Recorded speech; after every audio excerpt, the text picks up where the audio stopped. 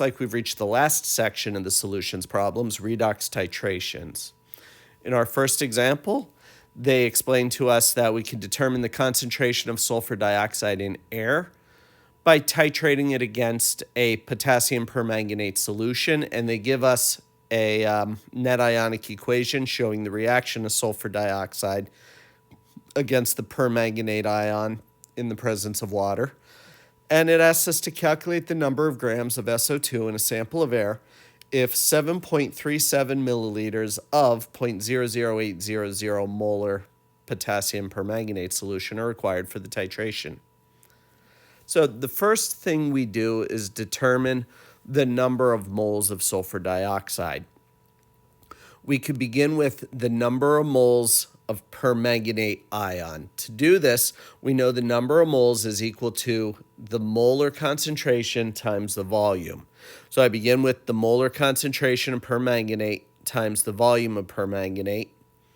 And then I use stoichiometry to convert from permanganate ion to sulfur dioxide ion using a 5:2 ratio of sulfur dioxide to permanganate.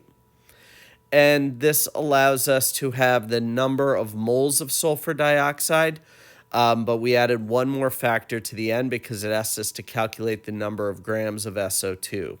So the last conversion, 64.1 grams of sulfur dioxide per mole, allows us to do this.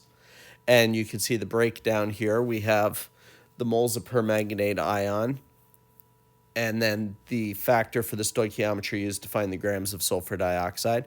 And solving the problem, we get 9.45 times 10 to the minus third grams of sulfur dioxide. In the second redox titration, we are using hydrogen peroxide solution, and we're determining the concentration, again, using a standardized potassium permanganate solution in an acidic medium. So again, we're given a net ionic equation to show this reaction. And it tells us the volume and concentration of potassium permanganate required, tells us how many milliliters of the solution are oxidized, and it says calculate the molarity of the hydrogen peroxide solution. So we broke this up a little bit more into steps than we did in the last one. We begin by finding the number of moles of potassium permanganate which were used, and we could do this from the concentration of potassium permanganate and the volume of potassium permanganate solution. So we get 6.02 times 10 to the minus 4 moles of potassium permanganate.